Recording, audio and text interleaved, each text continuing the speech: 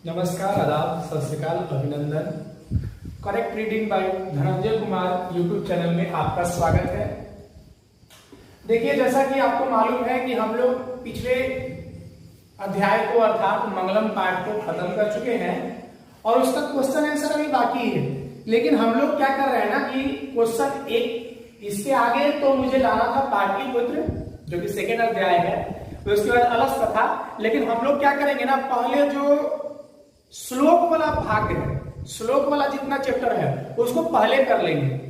अर्थात ये कि जब हम लोग मंगलम पाठ किए तो 5वां अध्याय है भारत महिमा, उसके बाद आपको 7वां अध्याय मिलेगा जिसको कहते हैं नीति श्लोका। ये सब श्लोक वाला जो अध्याय है उसको पहले कर लेंगे, क्योंकि लय बना रहेगा ना, किस तरह से श्लोक को बोलना है, समझना है, वो थिंकिंग हम लोगों को डेवलप हो चुकी है। वही काम करेंगे जैसे उसमें करते थे, श्लोक लिखेंगे, अन्वय करेंगे, संधि विच्छेद करेंगे, हिंदी करेंगे। तो ये सारा का सारा जो पोर्शन है वो सब ऐसे ही करेंगे। तो मैं चाहता हूं कि पहले जो जिस चैप्टर में हो, जहां जहां हो, वो श्लोक वाला अध्याय को पहले कर लेंगे ताकि हम लोग को श्लोक वाला चीजों को पढ़ने में परेशानी न हो। तो उसको कर लेंगे। तो इसी को सोचते हुए पहले मैं इस चैप्टर को शुरू कर दिया हूं और उसके बाद जो है मैं क्या करूंगा कि एक जो इसके बाद जो मैं वीडियो बनाऊंगा वो मंगलम पाठ के चैप्टर में बना दूंगा। तो इसको आप देखिए अच्छे से। ये मैंने कोई श्लोक नहीं लिखा है।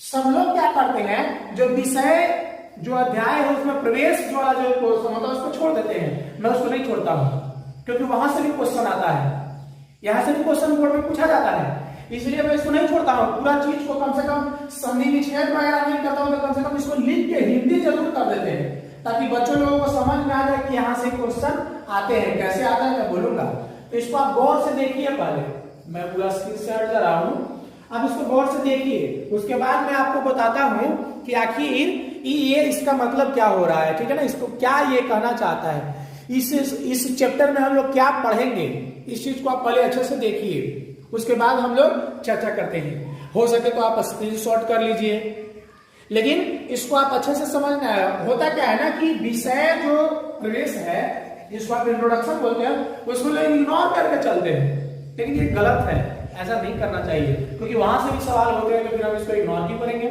तो इस बात को देखते हैं। सबसे पहले देखा जाए, इसको समझने का कोशिश करते हैं। अस्माकम षष्ठी विभक्ति बहुवचन तो हो जाएगा अहम शब्द रूप है जिसको आप अस्मत् बोलते हैं। अस्मत् का षष्ठी एक वचन, तो षष्ठी का हिंदी क्या होता है, काके कीरा रेडी। तो इसका हो जाएगा मैं का बहुवचन में, तो हमारा, तो ये हो गया हमारा। अस्माकम का मतलब हो गया हमारा। देश देश, भारतवर्षम इति कथ्यते, हमारा देश भारतवर्ष कहा जाता है, ठीक है ना। हमारा देश भारतवर्ष कहा जाता है, ये हम आप सब जानते हैं। अस्य शब्द रूप आपको याद करना है, षष्ठी विभक्ति एक वचन है। इसकी, काके की, इसकी महिमा, गुणगान, महिमा, इसकी महिमा या प्रशंसा, देखिए शब्द लिखा हुआ है महिमा या प्रशंसा। इसकी प्रशंसा सर्वत्र कीयते, इसकी प्रशंसा सर्वत्र कीयते। देखिए मैं अच्छा से लिख दिया हूं, इसकी प्रशंसा सभी जगह गाई जाती है। यहां से क्वेश्चन आया हुआ है, किसकी प्रशंसा सभी जगह की जाती है, किसकी प्रशंसा सभी जगह गाई जाती है, ये क्वेश्चन बोर्ड वालों ने पूछ रखा है। अब बताइए, जो इंट्रोडक्शन नहीं पढ़ेंगे उनको तो उससे ये सवाल नहीं बोलेगा और वही बच्चे बोलेंगे कि ये आउट ऑफ सिलेबस क्वेश्चन है। ऐसा नहीं है। चीजों को बारीकी से, मैंने पहली बार बोला था कि आप लोग पूरे अच्छे से नोट्स तैयार करिए। मैं आपको एक एक नोट्स को पूरे वीडियो में करके दूंगा, आप बस केवल पूरी श्रद्धा के साथ पढ़ते जाइए। तो देखिए, अस्य महिमा सर्वत्र कीयते, इसकी महिमा सभी जगह गाई जाती है। पाठे अस्मिन्, पाठे सप्तमी विभक्ति एक वचन, पाठ अस्मिन्, पाठे अस्मिन् मतलब इस पाठ में। अब देखिए हमारा जो पुराण है, बहुत सारा पुराण है, उसमें से देखिए किसकी चर्चा की गई है, विष्णु पुराण, ठीक है ना, और दूसरा है भागवत पुराण, ठीक है। तो विष्णु पुराण और भागवत पुराण ये दोनों से इसमें लिया गया है चीजों को, ठीक है ना। आप देख लीजिएगा, विष्णु पुराण और भागवत पुराण से बातें इसमें ली गई है, ठीक है ना। देखिए यहाँ पे ये शब्द छूटा हुआ है विष्णु पुराण और भागवत पुराण।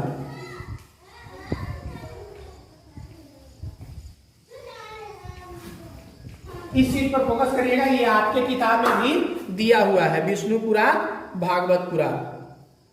आप इंट्रोडक्शन वाला देखते रहिएगा, कहीं पे एरर लिखने में हो जाता है, उसको इग्नोर किया जाए। आप किताब को भी अपने पास रखिए। बहुत सारे गलती क्या स्टूडेंट करते हैं ना, 10th के एग्जाम तक नजदीक आ जाता है, उसके बाद भी संस्कृत का किताब नहीं खरीदते हैं। बहुत है, एक से एक अद्भुत है।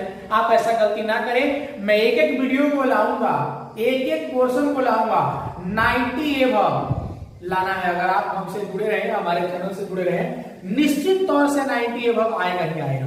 आप बस केवल पूरे विश्वास और श्रद्धा के साथ हम लोगों का जो यूट्यूब चैनल है उससे आप जुड़े रहिए। खैर, तो देखिए, अस्मिन पाठे, इस पाठ में विष्णु पुराण, च मतलब और, भागवत पुराण, अब देखिए पंचमी विभक्ति लगा हुआ है तो से चिन्ह यूज कर लिए हैं। विष्णु पुराण और भागवत पुराण से प्रथम और द्वितीय, च को बीच में लाएंगे, प्रथम और द्वितीय दो श्लोक जो है इसमें विष्णु पुराण से एक है और द्वितीय श्लोक जो है भागवत पुराण से एक है। ये भी क्वेश्चन पूछा हुआ है, बोर्ड वालों ने पूछ रखा है।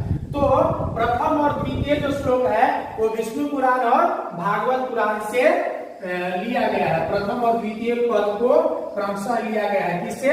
विष्णु पुराण और भागवत पुराण से। शेष बचा हुआ पद को यहां देखिए, अवशिष्टानि पद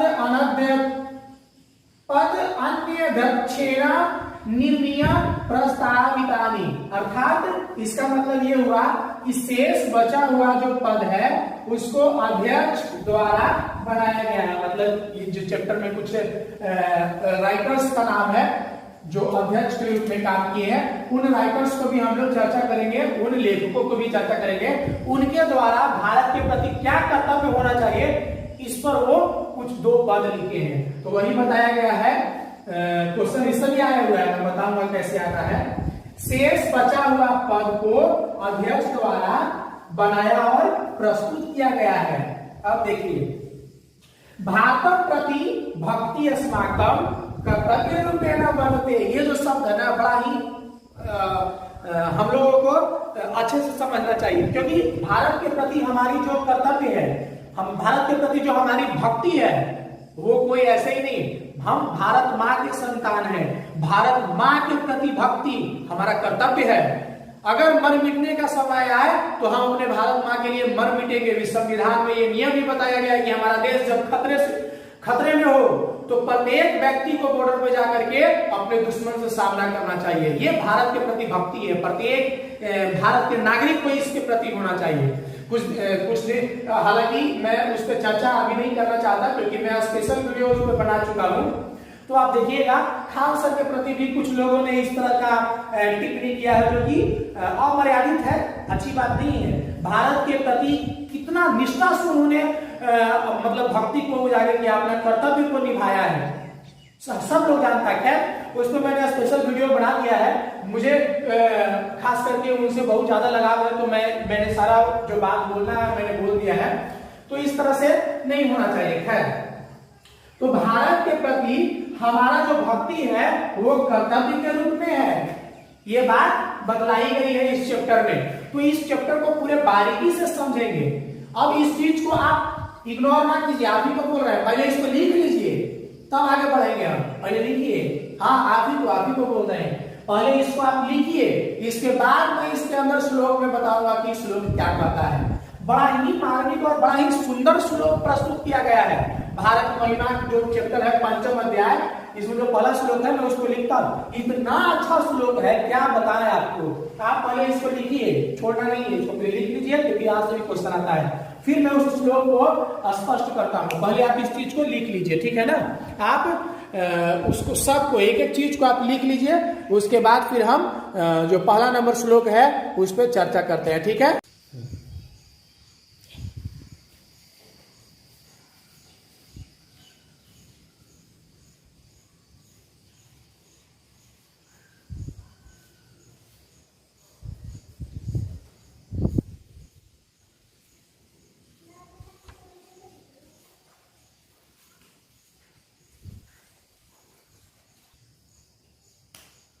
तो जैसा कि आपको मैंने बताया कि इसका इंट्रोडक्शन मैंने कर लिया, पंचम पाठ का भारत महिमा जो है उसका इंट्रोडक्शन कर लिया। अब हम लोग प्रथम अध्याय पे काम कर रहे हैं, प्रथम अध्याय पे काम कर रहे हैं। और देखिए प्रथम अध्याय के पहले श्लोक पे काम करेंगे, फिर उसका यहाँ देखिए अन्वय दिया गया है, उसके बाद जो शब्द नहीं बोलना आ रहा उस शब्द का संधि विच्छेद करेंगे और उसके बाद इसका हिंदी कर लेंगे। तो ये हमारा प्रथम जो श्लोक है वो क्लियर हो जाएगा, ठीक है ना। तो देखिए प्रथम श्लोक पर हम लोग बोलते हैं क्या, फिर इसको पढ़ेंगे कैसे।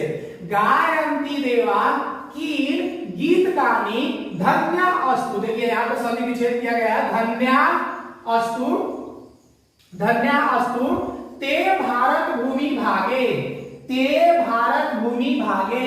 अब देखिए यहां देखिए, ये देखिए स्वर्ग अपवर्ग आस्पद मार्ग भूते भवंती भूय पुरुषा सुरत्वा। ये लंबा श्लोक है लेकिन 2-4 बार पढ़ने के बाद ये आपको याद हो जाएगा। याद करना ही है क्योंकि इस सबका हिंदी पूछा जाता है तो आपको याद तो करना पड़ेगा, ठीक है ना। गायन्ति देवा की गीत गानी धन्यास्तु ते भारत भूमि भागे स्वर्ग अपवर्ग आस्प्रद मार्ग भूते भावंती भूय पुरुषा सुरत्वात्। अब इसको जिस क्रम में हमको हिंदी करना है उस क्रम में पहले इसको हम लोग क्या करेंगे, अन्वय कर लेंगे। और अन्वय करने के बाद जो शब्द को बोलना नहीं आएगा उसका संधि विच्छेद कर लेंगे। तो देखिए अन्वय मैंने करके रखा है, देखिए देवा पहले आया है, गीतकारी, उसके बाद आया है गायन्ति, उसके बाद ते, उसके बाद पुरुषा, उसके बाद धन्या, उसके बाद कीर, उसके बाद अपने मन से आया है शीत ये संधि ये, उसके बाद स्वर्ग, उसके बाद अपवर्ग अस्पाद मार्ग भूते, उसके बाद आया है भारत भूमि। कहा है भारत भूमि, कहा है भारत भूमि, यहाँ है भारत भूमि, भारत भूमि। उसके बाद आया है सुरत्वात्, उसके बाद आया है भूय, उसके बाद आया है भवंती, भवंती। तो ये हमारा हो गया क्या, अन्वय हो गया है, ठीक है ना, ये अन्वय हो गया। अब देखिए संधि विच्छेद 2 को बना हुआ है। धन्यवाद निक्की बाबू। आप लोग देखिए इसको,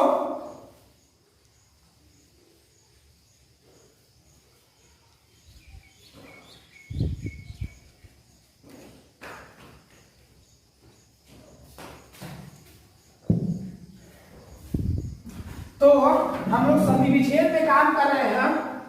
और देखिए जैसा कि मैंने बोल दिया है इसमें 2 संधि विच्छेद दिख रहा है, धन्या जोड़ अस्तु, उसके बाद ते, यहाँ पे अस्तु हो जाएगा धन्यास्तु।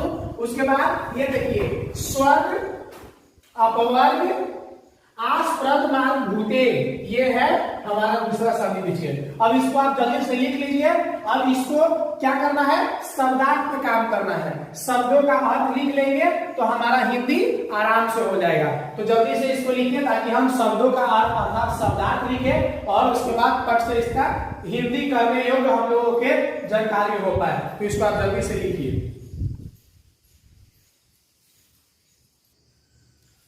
तो चलिए अब हम लोग देखिए शब्दार्थ पे काम कर रहे हैं।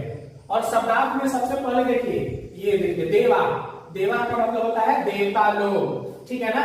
गीतकारी, गीतकारी का मतलब होता है गीतों को। गायन्ति, गायन्ति मतलब गाते हैं, ठीक है ना, देवता लोग गीतों को गाते हैं। ते पुरुषा, वे पुरुष, वे पुरुष। धन्या मतलब धन्य है। कील अवश्य, संति ये जो है मतलब क्या, जो भारत में जन्म लिए हैं, ठीक है ना। अवश्य धन्य है। जो स्वर्ग, स्वर्ग मतलब स्वर्ग, अपवर्ग मतलब मोक्ष, जहां हमारा लक्ष्य है जाने का ईश्वर के पास।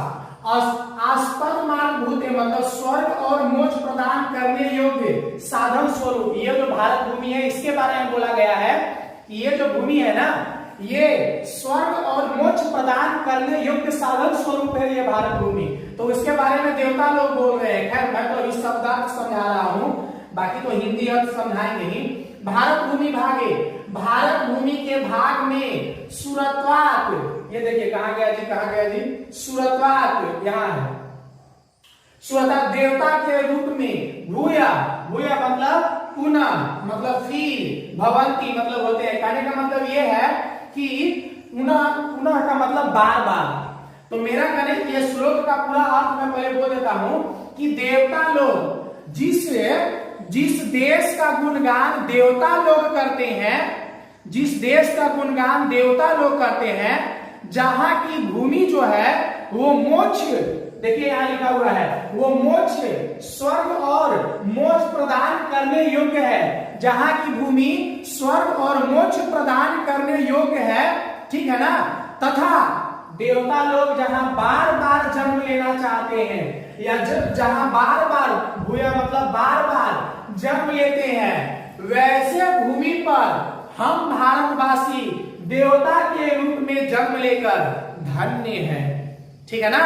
वैसे भारत भूमि पर हम लोग जो भारतवासी हैं देवता के रूप में जन्म लेकर धन्य है, क्योंकि यहाँ देवता लोग बार बार जन्म लेते हैं, ठीक है ना। ये भारत भूमि, और हम लोग जो भारतवासी हैं तो वो धन्य इसलिए है क्योंकि यहाँ की भूमि जो है वो स्वर्ग और मोक्ष प्रदान करने योग्य है, अर्थात यहाँ की मिट्टी में वो साधन है जो हमें स्वर्ग और मोक्ष प्रदान कर सके। इतनी सामर्थ्य, इतनी योग्यता हमारे इस भारत भूमि में है। ऐसी कोई दुनिया में ऐसी कोई भूमि नहीं जहां पे भारत के मिट्टी को, भारत के भूमि को मां के नाम से पुकारा जाता है। ये भूमि में, ये मिट्टी में इतनी सामर्थ है कि ये हमें स्वर्ग और मोक्ष प्रदान करने में समर्थ है। तो हम लोग भारत में जन्म लेकर के धन्य हो गए हैं, क्योंकि यहाँ देवता लोग बार बार जन्म लेते हैं, ठीक है ना। तो इसका जो हिंदी है वो मैं लिखा देता हूं। सबसे पहले ये एक एक करके देखिए, 1 2 3 4 शब्दार्थ इधर, और ये देखिए 10 तक इधर, फिर यहाँ ये सारे शब्दार्थ को लिख लीजिए, तब आपको हिंदी आराम से समझ में आ जाएगा जो मैं बोल रहा हूँ। अब आप चाहेंगे तो अपने से भी लिखेंगे, लेकिन मैं बोर्ड पे लिखा दूंगा, आप आराम से इसको लिख लीजिएगा। लेकिन पहले शब्दार्थ आप क्रम बाई क्रम अच्छा से कॉपी में लिख लीजिए। यहाँ तो ऐसे है ना, आप क्रम बाई क्रम एक सीक्वेंस में शब्दार्थ को लिख लीजिए, उसके बाद इसका हिंदी अर्थ मैं लिख देता हूँ, ठीक है ना। तो आप जल्दी से इसको लिखिए, फिर मैं इसका हिंदी बताता हूँ, ठीक है। तो आप जल्दी से लिखिए, इसका हिंदी में तुरंत बता। तो हिंदी अर्थ इसका आप देख रहे हैं, बोर्ड पे लिख दिया गया है कि जिस देश का गुणगान देवता लोग करते हैं, जहां की भूमि स्वर्ग और मोक्ष प्रदान करने में समर्थ है, योग्य है, तथा जहां देवता लोग बार बार जन्म लेते हैं, उस भारत भूमि पर देवता के रूप में जन्म लेकर हम भारतवासी धन्य हैं। अर्थात ये जो श्लोक है इसका हिंदी अर्थ बड़ा ही मार्मिक और सुंदर है कि जिस देश का गुणगान मतलब उसकी महिमा का गुणगान देवता लोग करते हैं, हम लोग जो भारत भूमि पे जन्मे हैं, ये कहा ही जाता है कि ये भगवान की भूमि है। ये जो भारत है वो भगवान की भूमि है। तो जिस देश का गुणगान देवता लोग करते हैं, पूरा संसार हम लोगों को जानता है, क्योंकि हम लोग का जो भगवान है वो पूरे विश्व में विख्यात है, और उनके माध्यम से हमारे देश का गुणगान होता है। तो जिस देश का गुणगान देवता लोग करते हैं, जहां की भूमि स्वर्ग और मोक्ष प्रदान, जहां हमारा जाने का लक्ष्य है वहां मोक्ष प्रदान करने योग्य है, तथा जहां देवता लोग बार बार जन्म लेते हैं, उस भारत भूमि पर देवता के रूप में हम लोग भी, अर्थात हम लोग जो भारतवासी हैं वो जन्म लेकर के क्या है, धन्य है। तो इसी तरह से आपको अन्य एक्सप्लेनेशन के लिए भी विस्तार पूर्वक आपको समझिए, इसीलिए correct reading by Dhananjay Kumar जो हमारा हम लोगों का यूट्यूब चैनल है उसे आप जुड़े रहिए, लोगों के पास इन वीडियो को शेयर करिए, लाइक करिए, सब्सक्राइब करिए, चैनल को लाइक करिए और अधिक से अधिक लोगों के पास शेयर करिए, ताकि इसका फायदा सभी लोगों तक 10th क्लास के 10वीं कक्षा के बिहार बोर्ड के विद्यार्थियों के पास भी पहुंच पाए। तो आज के लिए इतना ही, बहुत बहुत शुभकामना, मंगल कामना, धन्यवाद।